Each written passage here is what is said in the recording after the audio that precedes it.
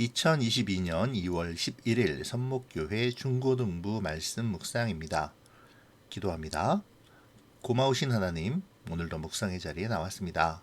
함께 하여 주시고 주님의 말씀 속에 그리스도의 주되심을 신뢰하게 도와주세요. 예수님의 이름으로 기도합니다. 아멘. 오늘 말씀은 마가복음 4장 35절부터 41절입니다. 그날 저녁이 되자 예수님께서는 제자들에게 말씀하셨습니다. 호수 건너편으로 가자. 그래서 제자들은 사람들을 남겨두고 예수님께서 배에 타고 계신 그대로 모시고 갔습니다. 주위에 있던 다른 배들도 따라갔습니다. 그때 매우 강한 바람이 불어와서 파도가 배 안으로 덮쳐 들어왔고 물이 배 안에 차게 되었습니다. 예수님은 배 고물에서 베개를 베고 주무시고 계셨습니다. 제자들이 와서 예수님을 깨우면서 말했습니다. 선생님, 우리가 죽게 되었는데 돌아보지 아니하십니까? 예수님께서 일어나시더니 바람을 꾸짖고 호수에게 명령하셨습니다. 조용하여라, 잠잠하여라. 그러자 바람이 멈추었고 호수가 잔잔해졌습니다. 예수님께서 제자들에게 말씀하셨습니다. 어째서 너희가 무서워하느냐? 아직도 믿음이 없느냐? 제자들이 매우 두려워하며 이분이 어떤 분이길래 바람과 파도도 순종하는 것일까 하고 서로에게 물었습니다. 어제 마지막 부분에서 마가복음은 예수님께서 많은 비유로 사람들이 알아듣기 쉽게 말씀하셨다면서도 이 비유에 대한 말씀을 제자들에게만 따로 설명해 주셨다고 말하면서 예수님을 따르는 사람들과 제자들의 차이를 비교했었죠. 그런데 오늘 본문의 모습은 그럼에도 제자들이 예수님에 대하여 완전히 알고 있지 못함을 보여줍니다. 더욱 안타까운 것은 그러한 불편한 진실이 드러나는 곳이 그들이 누구보다도 잘 알고 있다고 자부하는 갈릴리 호수 위 배안이라는 사실이죠.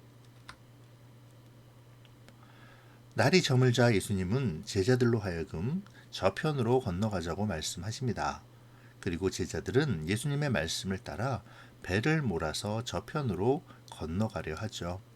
이에 예수님을 따르던 다른 사람들 역시 배를 타고 예수님의 일행이 탄 배를 따릅니다. 여전히 사람들은 예수님을 따르고 있는 것이죠. 자, 그런데 여기서 문제가 생깁니다.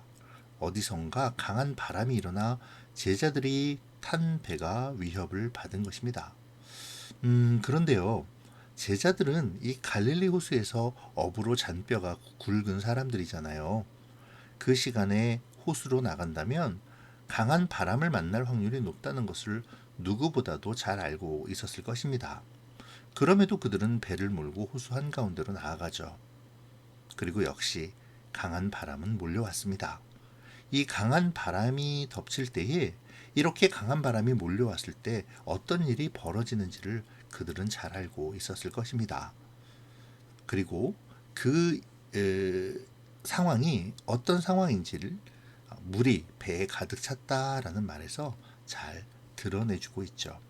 결국 그들은 죽음의 위기에 직면하게 된 것입니다. 아마도 그들은 예수님과 함께 하니까 그런 강한 바람이 자신들을 덮치지 않을 것이라고 생각했을지도 모릅니다. 그래서 제자들은 고물에서 주무시고 계시는 예수님께 다소 신경질적인 어투로 우리가 죽게 되었는데 돌아보지 않으십니까? 라고 따지는 것인지도 모르죠. 이에 예수님은 일어나셔서 바다를 잠잠케 하십니다. 그리고 제자들에게 왜 무서워하냐고 책망하시죠. 너희들의 믿음이 그것밖에 안 되냐고 그들을 꾸짖으시는 것입니다.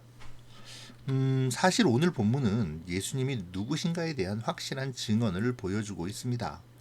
하나님 나라에 대하여 비유로 알려주신 예수님은 그 감추어진 하나님의 나라, 곧 영광스러운 나라를 제자들과 믿는 모든 사람에게 주시기 위해 이 땅에 오신 메시아이자 하나님의 아들이심을 확실하게 나타내신 것이죠. 마가복음은 이 놀라운 사건을 기록하며 다시 한번 예수님이 누구신지를 증거하고 있는 것입니다. 자, 이제 오늘 본문을 묵상하면서 적용해 볼까요? 오늘 본문은 몇 가지 중요한 사실을 우리에게 알려주는데요. 첫 번째는 예수님이 누구신가 하는 것이죠. 오늘 예수님은 바다의 광풍과 풍랑을 잠잠하게 하시는 분이셨습니다. 마지막 절에 따르면 바람과 파도도 순종한다라고 말하고 있죠. 자연도 다스리시는 분, 천지 만물을 말씀으로 따르게 하시는 분, 곧 하나님의 아들이신 예수님, 그분이 우리를 구원하시려 이 땅에 오신 메시아라는 것입니다. 자, 그러니 우리가 믿는 예수님에 대한 우리의 믿음을 더 굳건히 세워야 하지 않을까요? 흔들리지 않도록 견고하게 우리의 예수님에 대한 믿음을 세워가야 합니다. 이 믿음을 위해 기도하면서 또 말씀 묵상을 게을리하지 않는 우리 친구들이 되었으면 좋겠습니다. 두 번째는 예수님과 함께함에도 위험은 피해가지 않는다라는 것이죠. 흔히 우리가 착각하는 것 중에 하나는 우리가 예수님을 믿고 따르며 동행하면 우리에게 아무런 어려움이 생기지 않을 것이라고 생각하는 것입니다. 하지만 예수님과 함께 있음에도 세상의 어려움은 여전히 우리에게 다가오죠. 다만 우리는 예수님과 함께 있기에 그것을 이겨나갈 수 있는 것이고요. 오늘 마가복음은 제자들의 한계를 적나라하게 드러내죠. 제자들에게는 하나님 나라의 비유가 무엇을 의미하는지에 대한 지식이 주어졌고 예수님과 함께 동행하는 특권까지 부여되었었습니다.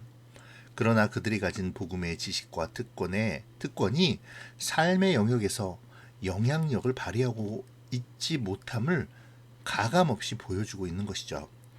오늘 우리의 믿음을 돌아보아야 하겠습니다. 우리에게도 말씀으로 말미암아 예수님에 대한 지식과 말씀 안에서 예수님과 동행하는 특권이 주어졌기 때문이죠. 이 지식과 특권을 가진 나는 내 앞에 어려움과 위기 앞에서 어떻게 반응합니까? 왜 이런 아픔이 나에게 오느냐고 원망하며 넘어집니까? 세상의 방법으로 그 어려움을 헤쳐가려고 노력하나요? 내가 예수님을 믿음으로 얻은 특권은 세상 사람들이 겪는 어려움을 겪지 않고 피해가는 것이 아닙니다. 그 어려움 속에서 함께 하시는 예수님을 발견하고 주님께 도움을 요청하며 주님의 인도하심을 따라 그 어려움을 주님의 뜻 가운데 헤쳐나가는 것이죠. 그것이 믿음이고 주님의 칭찬받는 사람의 삶입니다. 그리고 그렇게 인도되어지는 것이 바로 믿는 사람들이 가진 특권이자 지식이죠. 오늘 말씀을 통해 내가 가진 그리스도인의 특권과 지식이 무엇인지, 그리고 그 특권을 어떻게 내 삶에 적용해야 하는지를 묵상하는 귀한 은혜의 시간이 되어지기를 바랍니다. 기도로 마칠게요. 고마우신 하나님, 오늘 말씀을 통해 우리가 주님을 믿는 믿음을 얻는 특권이 무엇인지를 생각해 봅니다. 어려움이 나를 피해가는 것이 아니라 어려움 속에서도 주님이 계심을 믿고 하나님의 아들 되시며 우리의 구주가 되시는 예수님을 의지하며 그 어려움 가운데 하나님의 뜻을 따라 이겨내어 영광을 드러내는 것임을 기억하게 하셔서 그러한 삶을 결단하고 또 살아내므로 하나님의 칭찬받는 사람이 되도록 도와주세요. 예수님의 이름으로 기도합니다. 아멘. 사랑하고 축복합니다.